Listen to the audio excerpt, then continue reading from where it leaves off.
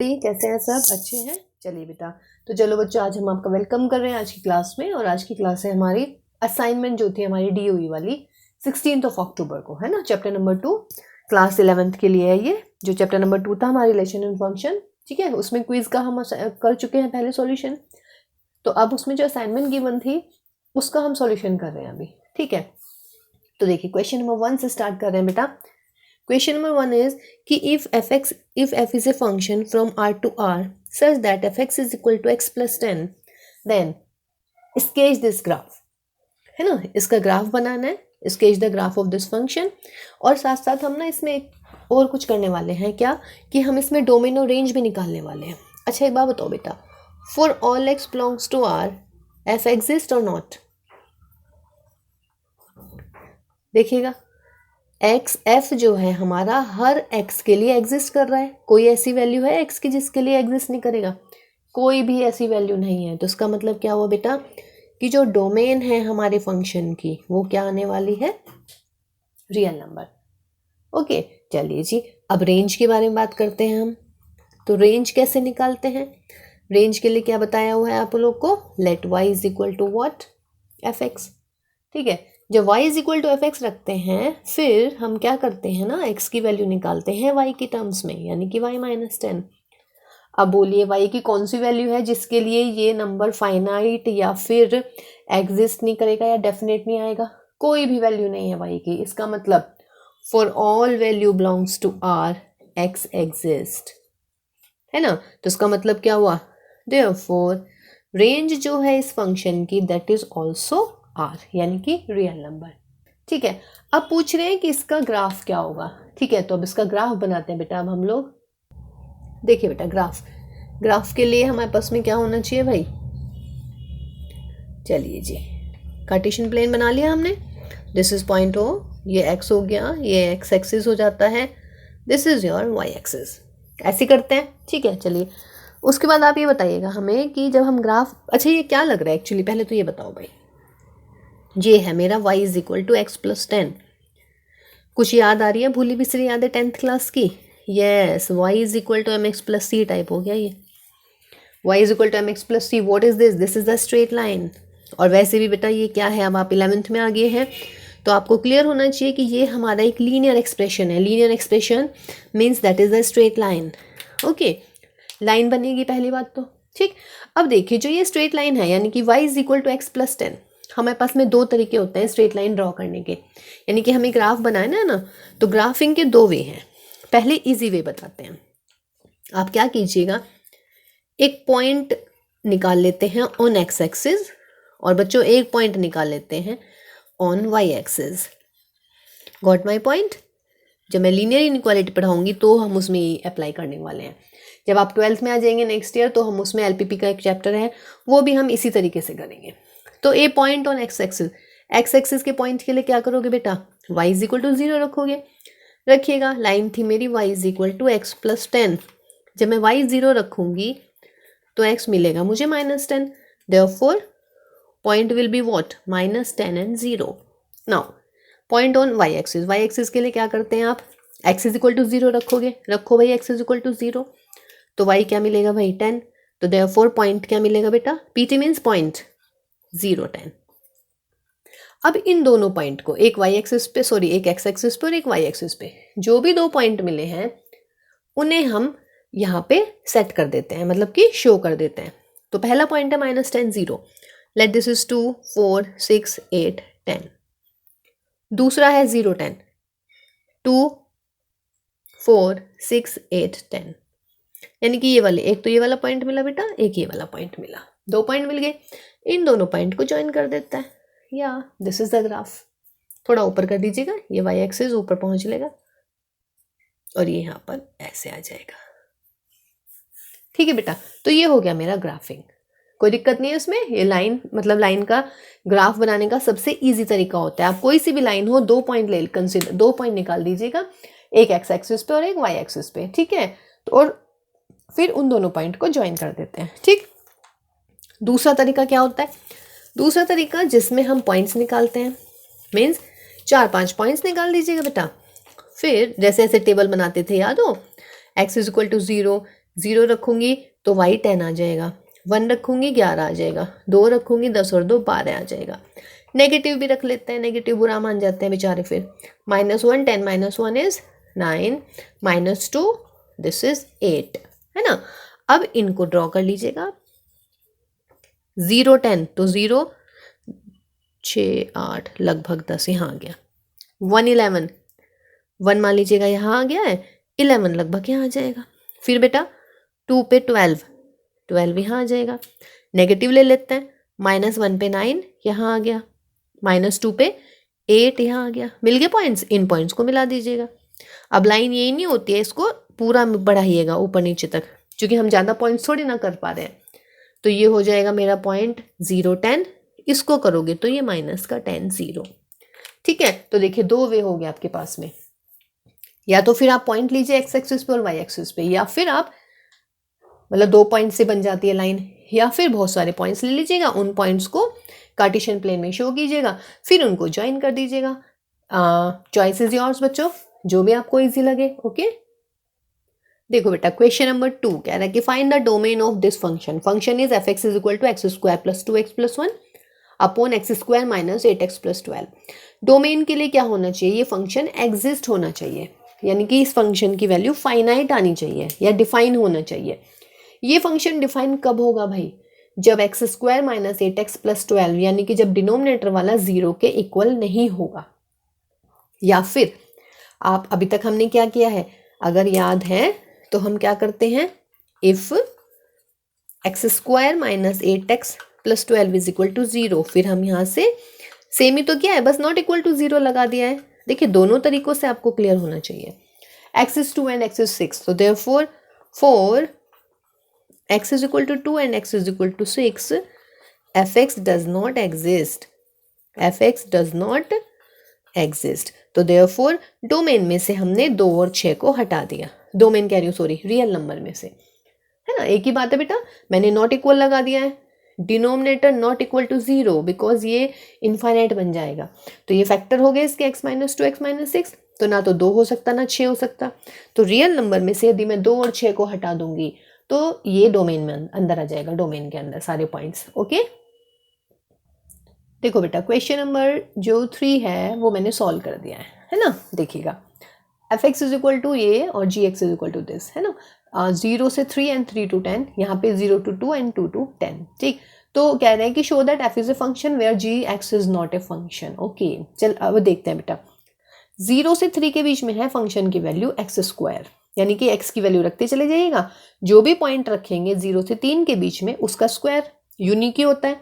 क्या कोई ऐसा नंबर है 0 से 3 के बीच में कि अगर मैं वो वैल्यू 2 वैल्यू रखूं और उनका स्क्वायर 1 आ जाए?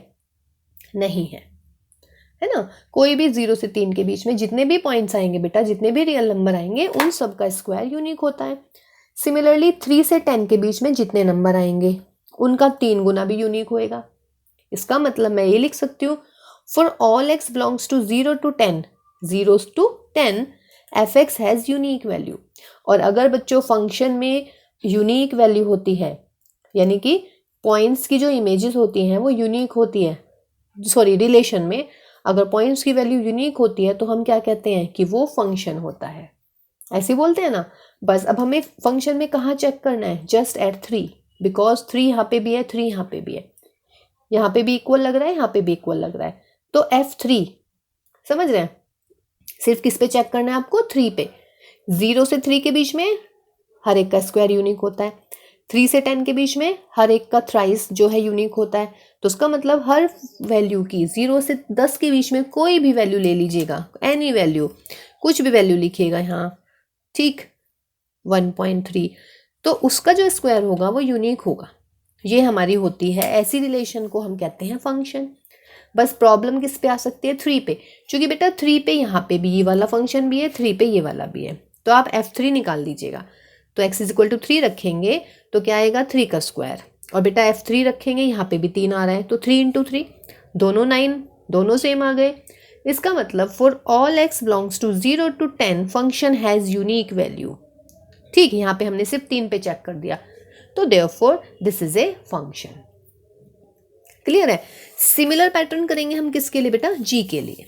ठीक, अब जी में भी आप ऐसे लिखेंगे अपने वर्ड्स में, हैं। अब मैं सिर्फ आपको, देखिए क्वेश्चन हम पहले भी करा चुके हैं क्लास में, बट फिर भी देखिएगा। 0 से 2 एंड 2 से 10, यदि 0 से 2 करेंगे तो हर एक नंबर का स्क्वायर यूनिक होता है। 0 से 2 के बीच में कोई भी नंबर लीजिएगा, उसकी यूनिक इमेज आने वाली है। ऐसे ही 2 से 10 के बीच में आप कोई भी नंबर ले लीजिएगा, अगर आप 3 से मल्टीप्लाई करेंगे तो मतलब कि उसका थ्राइस हमेशा सेम आएगा, वो सॉरी यूनिक आएगा। ठीक है, अब आपको किस पे चेक करना है? ओनली एट किस पे? वेरी गुड, 2 पे। तो निकालिएगा G2, क्या आएगा बेटा? 2 स्क्वायर यानी कि 4। ऑल्सो G2 यहाँ से भी निकलेगा because x is equal to 2 यहाँ पर भी है, तो 3 इंटू 2 यानी कि कितना आया? 6। अब क्या हुआ बच्चों? दो इमेजेस मिल गई हैं भाई, 2 की इमेज 4 भी है, 2 की इमेज 6 भी है, तो इसका मतलब क्या हुआ? Therefore G is not a function. Clear है? ठीक है, मल्टीपल चॉइस में आता है तो सिर्फ आप यहीं से देख लीजिएगा। 3 का स्क्वायर 9, इसका मतलब यूनिक है। 2 का स्क्वायर 4, 2 इंटू 3 6, तो यानी 2 जो है 4 से भी रिलेट है और 2 जो है 6 से भी रिलेट है। फंक्शन के लिए ये पॉसिबल नहीं होता, तो this is just a relation, not a function. Got my point ना? चलिए तो नेक्स्ट क्वेश्चन करते हैं बच्चों। देखो बेटा, क्वेश्चन नंबर 4 मैंने सॉल्व कर दिया है ना। क्वेश्चन नंबर 4 था बेटा कि if a is equal to 9, 10, 11, 12 and 13 and if f is a function from a to n, n means natural number, in such a way that fn is equal to highest prime factor of n। f यहाँ पे आता है first वाले set का element, यानी कि n belongs to होंगे हमारे a, तो n कहाँ से आएंगे बेटा?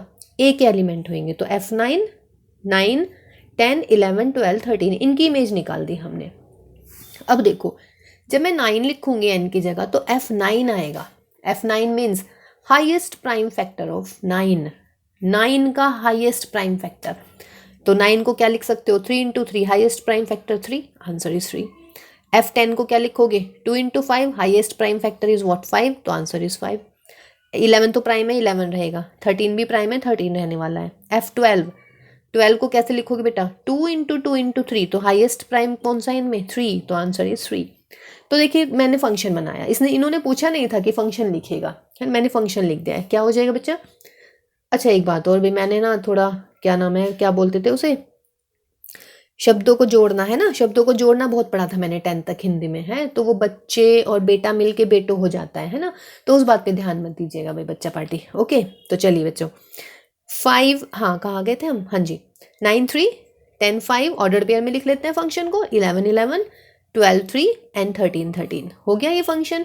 अब पूछ रहे हैं व्हाट इज द रेंज, तो रेंज क्या होती है बेटा? जो ऑर्डर्ड पेयर होते हैं उनके सेकंड एलिमेंट होते हैं हमारे रेंज ऑफ दैट फंक्शन। तो 3 5 11, 3 5 11, 3 को मैं दोबारा नहीं लिखूंगी because an element in set never return again. Okay, तो और 13 आ गया, तो this is the range of this function. Okay, ये हमारा बेटा क्विज में भी था क्वेश्चन, याद आ रहा है ना? आ गया था ना, याद है ना बेटा? चलिए तो क्वेश्चन नंबर 5 देखिएगा, ये भी आपको याद आना चाहिए बेटा। देखिए a is equal to 1 2 3 4, b is equal to 1 5 9 11 15 and 16, ये 2 सेट हैं और हम कह रहे हैं कि एक फंक्शन f ऐसे डिफाइन किया ऑर्डर पेयर में 1 5 2 9 3 1 4 5 2 11। पूछ रहे हैं कि is f a relation from a to या is f a function from a to? बोलिएगा। अगर ऑर्डर पेयर के फर्स्ट एलिमेंट जो होते हैं वो डिस्टिंक्ट होते हैं तो फंक्शन हो जाता है, नहीं हो फंक्शन हो जाता है ना, डिस्टिंक्ट पेयर के। यहाँ देखिए बेटा, तो क्या लिखेंगे? Because f2 is 9 and f2 is 11, that is 2 has 2 images, तो therefore what? f is not a function. Clear है? तो ये क्या हुआ बेटा? सिर्फ एक रिलेशन है, ये फंक्शन नहीं है। ये बिल्कुल क्लियर हो जाना चाहिए बच्चों, अब आप लोगों को हो गया आई थिंक, बिल्कुल वेरी गुड। देखो बेटा, क्वेश्चन नंबर 6 में कह रहे हैं कि if f is equal to, order pair दे दिया x and x square upon 1 plus x square, where x belongs to r and here this function is defined from r to r, then you have to find the range. Okay, range निकालनी है। अच्छा एक बार बताइएगा, अगर ऐसे function लिखा है, ये है x, ये है y और y is equal to f x हो जाता है हमारा, तो इसका मतलब क्या है यहाँ पे? F of x is equal to x square upon 1 plus x square. या तो ऐसे दे देंगे क्वेश्चन या फिर इस फॉर्म में भी दे सकते हैं, दोनों एक ही बात होती है बच्चों, ठीक है। चलिए भाई डोमेन पूछा नहीं है बट लगे हाथों निकाल लेते हैं, है ना, क्योंकि अब आपको डोमेन निकालना आई नो कि बहुत अच्छे से आ गया है ना। तो देखिएगा बेटा डोमेन, तो डोमेन यानी कि पता ही है एक्स की ऐसी कौन सी वैल्यू है जिसके लिए एग्जिस्ट नहीं कर रही quantity, x square upon 1 plus x square, कुछ भी रखो हमेशा एग्जिस्ट करेगा। और जब ऐसी कंडीशन आती है कि एक्स की हर वैल्यू के लिए फंक्शन एग्जिस्ट करता है तो उस केस में डोमेन क्या हो जाता है हमारा आर। कोई दिक्कत नहीं है भाई, तो डोमेन हमारा आर आ गया है। अब आ रहा है रेंज, रेंज के लिए आप क्या करेंगे, y is equal to f x लिखेंगे, तो y is equal to x square upon 1 plus x square. फिर क्या करते हैं बच्चों, यहाँ से हम x की वैल्यू निकालते हैं y के टर्म्स में, इधर multiply y plus x square, y is equal to x square, इधर ले जाइएगा एक्स स्क्वायर में 1 माइनस वाई और x आ गया y upon under root of 1 minus y. अब ये क्वेश्चन मिल गया है अंडर रूट के लिए, ठीक है। डोमेन हमने निकाल दी है, रेंज हम पूछ रहे हैं। अब रेंज मीन्स y की ऐसी कौन कौन सी वैल्यूज हैं जिसके लिए x एग्जिस्ट नहीं कर पाएगा, कहने का मतलब सिर्फ यही है।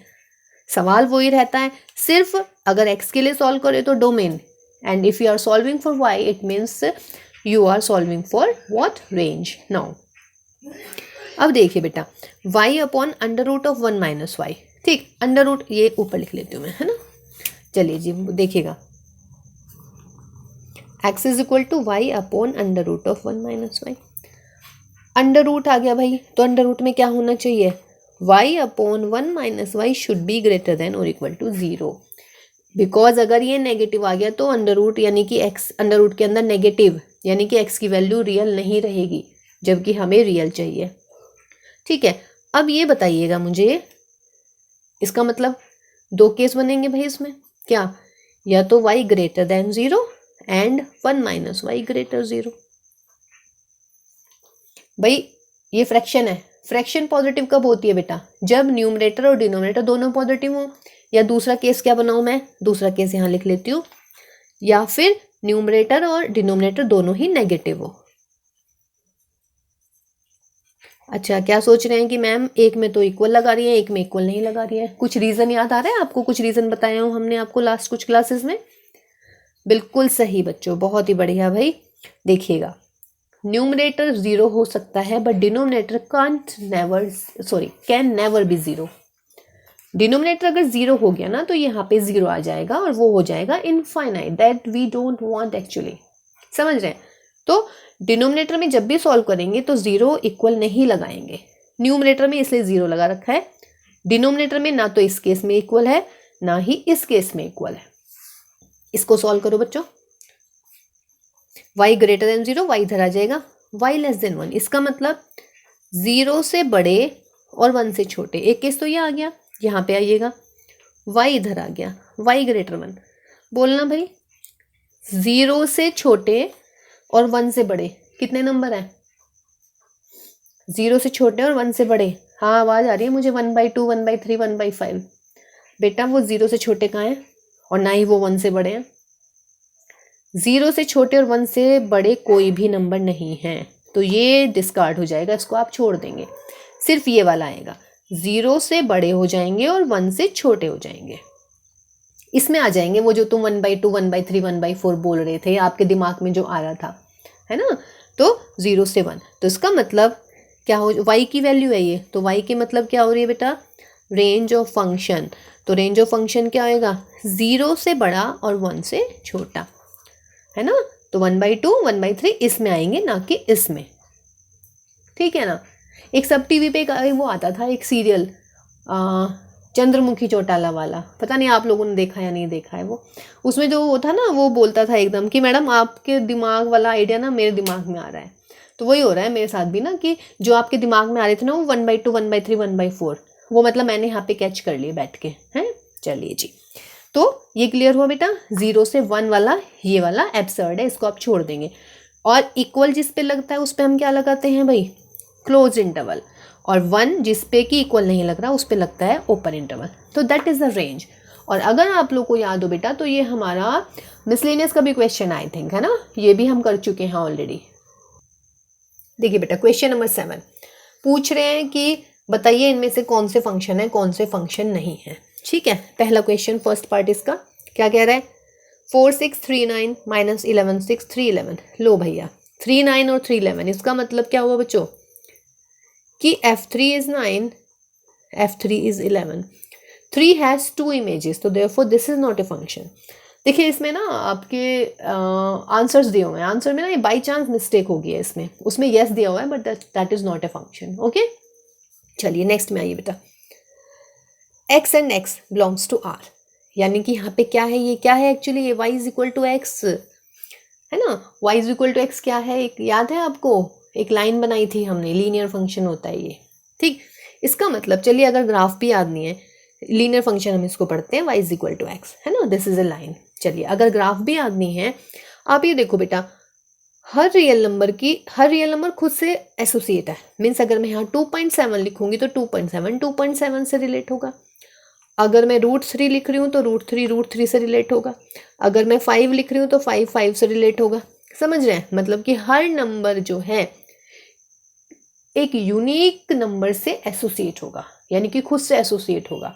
और जब हर नंबर, यानी कि फंक्शन की ये तो वो होती है डेफिनेशन कि हर नंबर की यूनिक इमेज होनी चाहिए, तो हर रियल नंबर खुद से एसोसिएट होगा, तो this means what, this is a function. सही है भैया, तो यानी कि ये भी फंक्शन मिलने वाला है आपको। नेक्स्ट में आइए बेटा, नेक्स्ट में कह रहे हैं n एंड 1/n, n है मेरा इंटीजर, पॉजिटिव इंटीजर, तो 1 से शुरू कीजिए, 1 1, फिर बेटा अगला एलिमेंट 2 1/2, फिर 3 1/3 एंड देन 4 1/4। कहने का मतलब हर एलिमेंट जो है आपके किससे रिलेट है, यूनिक से, 2 का 1/2, 3 का 1/3, 4 का 1/4 और ये 1/1। ठीक है, अब देखिएगा n belongs to i plus, natural number, sorry positive integers है आपके पास में। ठीक है, अगर ये सेट होता मेरा इंटीजर्स के ऊपर डिफाइन, किसके ऊपर डिफाइन, जस्ट ऑन इंटीजर, तब मेरा सिर्फ एक सिंगलटन सेट आता, मतलब सॉरी सिंगलटन एलिमेंट आता है इसमें। ठीक है ना, ओके, n एंड 1/n। ठीक, तो n एंड 1/n, तब हमारा आपके पास में ये वाला सेट आना था। ओके, क्योंकि अगर देखिए इंटीजर्स टू इंटीजर होता ये फंक्शन मेरा, मतलब कि fn टू n होता, ऐसे ही रहता नेचुरल इंटीजर या नेचुरल, एक ही बात है, नेचुरल कह लो या पॉजिटिव इंटीजर कह लो। तो बच्चों n की वैल्यू तो 1 होती, तो 1/1 यानी कि 1 होता, फिर n लिखती मैं 2 होता मेरा 1/2, तो 2n 1/2। ठीक है, तो 2 की इमेज कुछ नहीं होती, 3 की इमेज कुछ नहीं होती, तब ये फंक्शन नहीं होता उस केस में। ठीक है ना, लेकिन फिलहाल सिर्फ हमने ये बोला है कि n जो है वो पॉजिटिव इंटीजर है। ठीक है, तो पूछ रहे हैं कि क्या जो है ये फंक्शन हो जाएगा, बिकॉज हर एलिमेंट की इमेज क्या है इसमें, यूनिक है, तो therefore this is also a what, function. ठीक है, जब यूनिक इमेजेस हो जाती हैं तो वो क्या हो जाता है बच्चों, फंक्शन हो जाता है।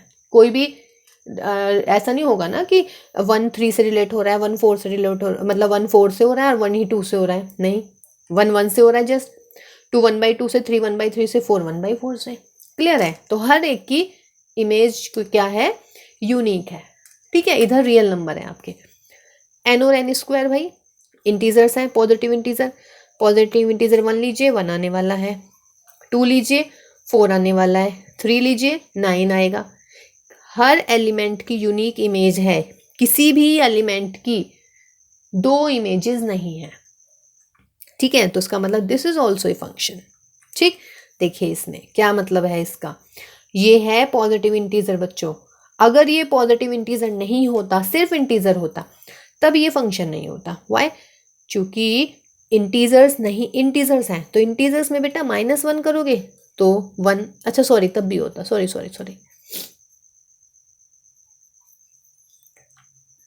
ठीक है जी, ठीक, तो फिलहाल इंटीजर्स हैं, तो आपके पास में ये भी फंक्शन हो गया हमारा। ओके, ये बताइएगा x,3 मीन्स y की वैल्यू है 3, y is 3 means what, fx is 3।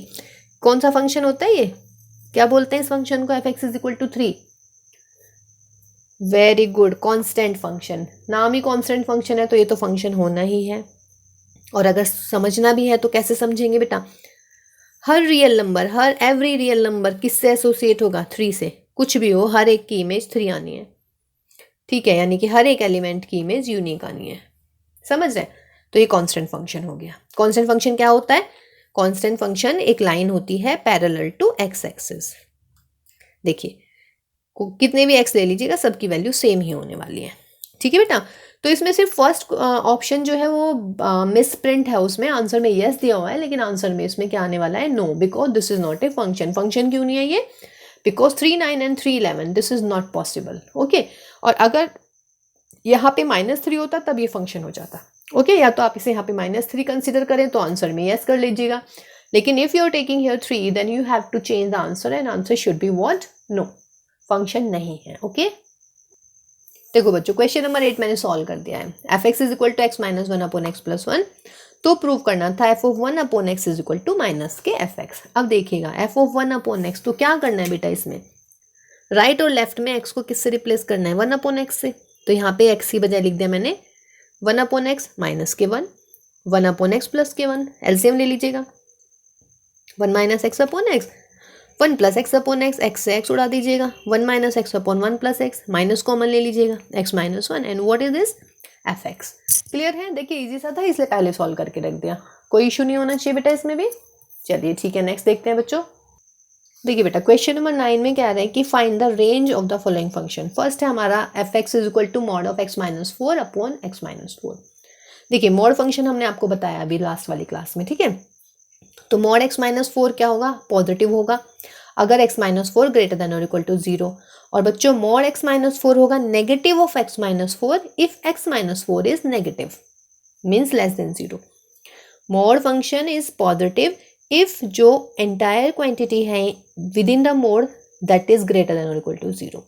और बच्चों ये इसका नेगेटिव आ जाती है अगर मोड के अंदर जो भी क्वांटिटी है वो लेस देन 0।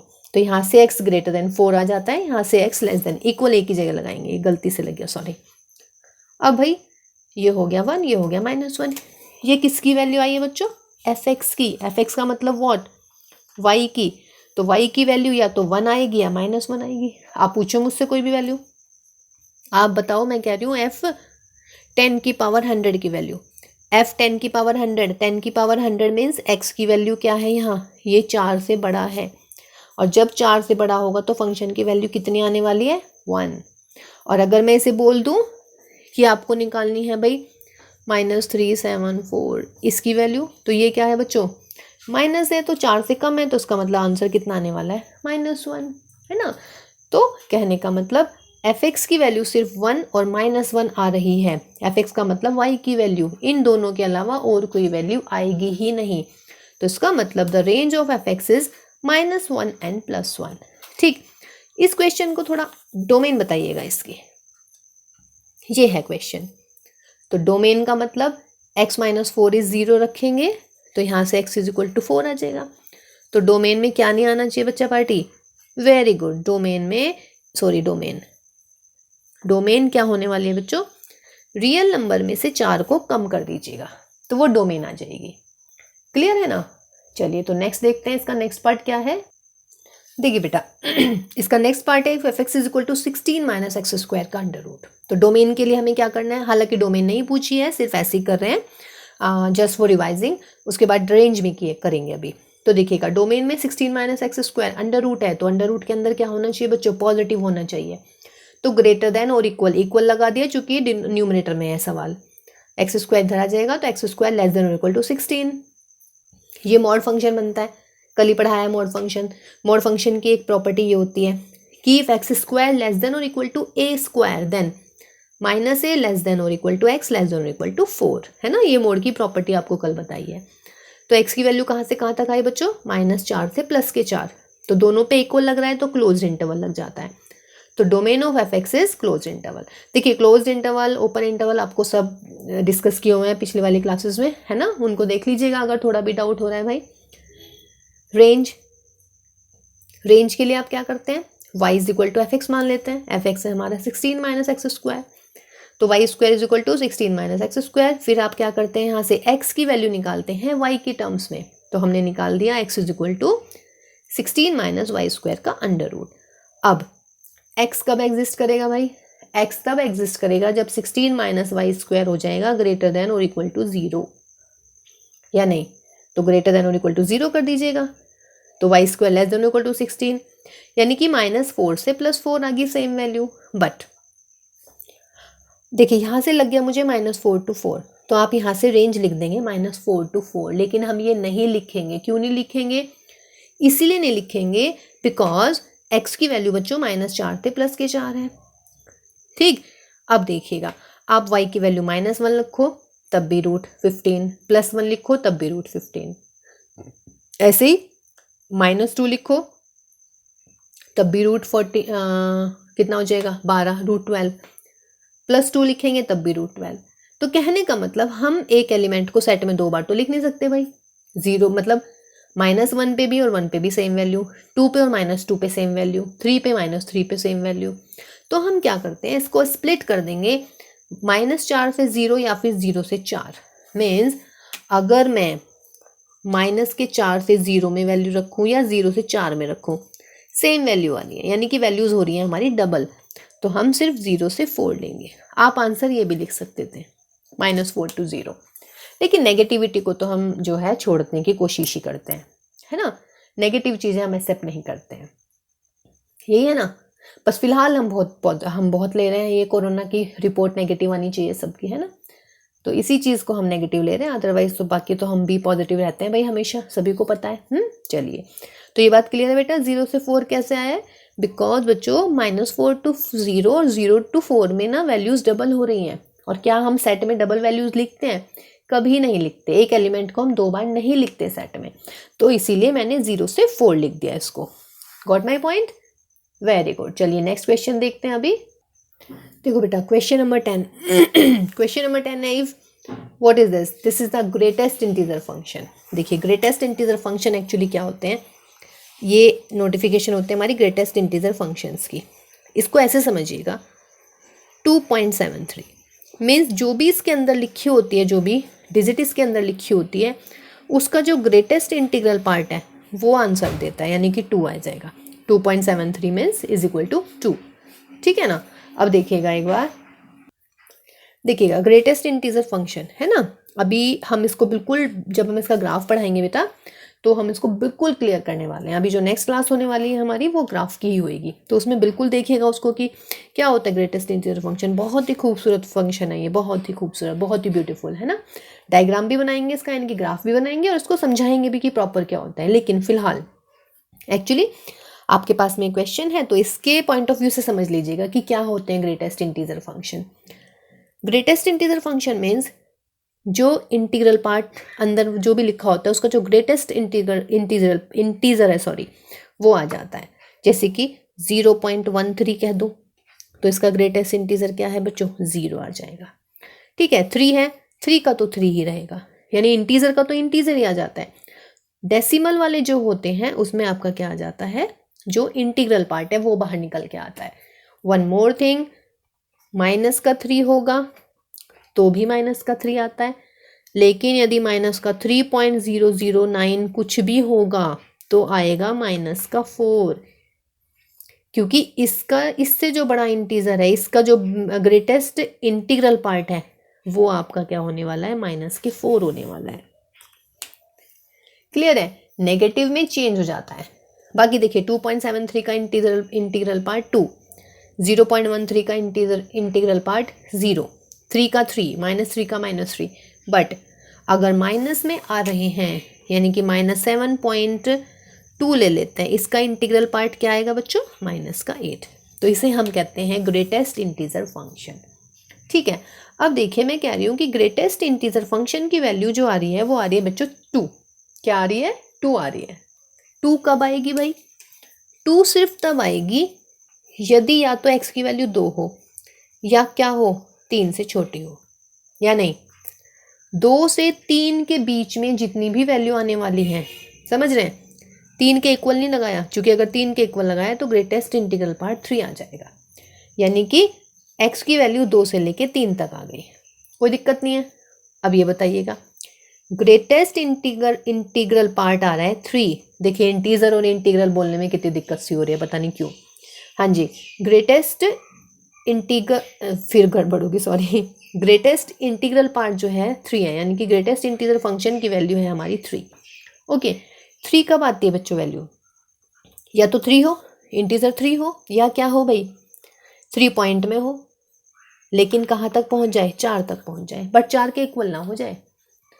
क्योंकि अगर बच्चों यहाँ 4 के इक्वल होगी ना x की वैल्यू, तो 4 का इंटीग्रल पार्ट तो 4 आने वाला है भाई, जबकि हमें कितना चाहिए? सिर्फ 3। फिलहाल ये बात समझ में आ रही है या नहीं? दोबारा देख लीजिएगा, सिर्फ यही समझाती हूँ मतलब अभी, वरना मैं आपके बिल्कुल प्रॉपर वाली क्लास लेने वाली हूँ। अभी हमारे फंक्शंस रह रहे हैं इंटीजर फंक्शंस। ग्रेटेस्ट इंटीजर होता है बच्चों, स्मॉलेस्ट इंटीजर होता है, लॉगरिथमिक है, अभी एक्सपोनेंट है ना, ये सारे फंक्शंस बचे हुए हैं अभी हम, और फिर cube function and cube root functions, ठीक है, तो वो हम करने वाले हैं सारे के सारे, ठीक है। तो फिलहाल ये बात क्लियर हुई भाई। अगर x का ग्रेटेस्ट इंटीजर फंक्शन की वैल्यू 2 है, तो 2 कब आता है ग्रेटेस्ट इंटीजर? जबकि 2 से 3 के बीच की वैल्यू, लेकिन 3 के इक्वल नहीं होनी चाहिए। मीन्स लाइक 2.7, इसका इंटीग्रल पार्ट 2 आएगा। 2.0007, इसका भी इंटीग्रल पार्ट 2 आएगा। 2.999, इसका भी इंटीग्रल पार्ट कितना आने वाला है? 2। और 2 का तो 2 आता ही है इंटीग्रल पार्ट, तो इसलिए 2 पे इक्वल लगा दिया है, ठीक है।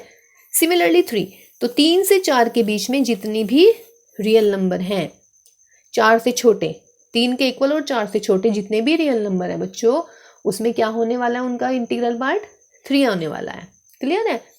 तो अब देखो, मुझे एंड है ये भैया, तो ये 0 दोनों है ना, तो अब आप क्या करने वाले हैं? देयरफॉर यूनियन निकालिए जरा इनका। ये 2 है, ये 3 है, ये 4 है। 2 से शुरू होके 3 पे इक्वल नहीं है, और यहाँ पे क्या है? 3 से शुरू होके 4 पे इक्वल नहीं है, तो आंसर क्या आने वाला है? 2 पे क्लोज्ड आने वाला है, और भाई 4 पे ओपन आने वाला है। 2 पे क्या आने वाला है? क्लोज्ड, और 4 पे ओपन, कोई सा भी नहीं है। अच्छा सॉरी, ये मैंने गलत लिख दिया, ये हो गया, ठीक है। तो option D is correct. Got my point ना? तो ये आज का सबसे मतलब जो आपको नया लगा होगा, ग्रेटेस्ट इंटीजर, चूंकि अभी तक हमने ये आपको नहीं कराया है ना, तो ग्रेटेस्ट इंटीजर क्लियर हो गया बेटा। अगर ग्रेटेस्ट इंटीग्रल पार्ट की वैल्यू 2 है फंक्शन में एज ए फंक्शन, तो इसका मतलब एक्स की वैल्यू कहाँ से कहाँ तक होनी चाहिए? 2 से 3 के बीच में, और 3 के इक्वल नहीं हो सकती, बिकॉज 2.7 इसमें इंटीजर पार्ट क्या है? 2। 3.92 इंटीग्रल पार्ट क्या है? 3। ये होता है ग्रेटेस्ट इंटीजर फंक्शन को डिफाइन करना। 0.09 ग्रेटेस्ट इंटीजर 0, समझ रहे हैं? दोबारा देख लीजिएगा। 3 का ग्रेटेस्ट इंटीजर 3, -3 का ग्रेटेस्ट इंटीजर -3, -4.7 का ग्रेटेस्ट इंटीजर -5। नेगेटिव में ध्यान रखिएगा थोड़ा सा। देखिए, जब मैं इसका ग्राफ बनाऊंगी ना, तो आपको इतनी जल्दी से याद हो जाएगा ना सारी वैल्यूज, बहुत ही जल्दी से, ठीक है। तो देखिए बेटा, 10 क्वेश्चन हो गया, अभी 10 क्वेश्चन और रह रहे हैं। अगर मैं अभी 10 क्वेश्चन करा दूंगी तो बहुत लंबी क्लास होने वाली है, ठीक है। तो इसी का अभी इससे जो नेक्स्ट वाली क्लास होगी, उसमें हम रिमेनिंग के जो 10 क्वेश्चन है वो उनका सॉल्यूशन करने वाले हैं, ठीक है। तो टिल देन इनको रिवाइज कीजिएगा, डाउट है तो कोई पूछ लीजिएगा बच्चों, ठीक है। तो take care and bye bye.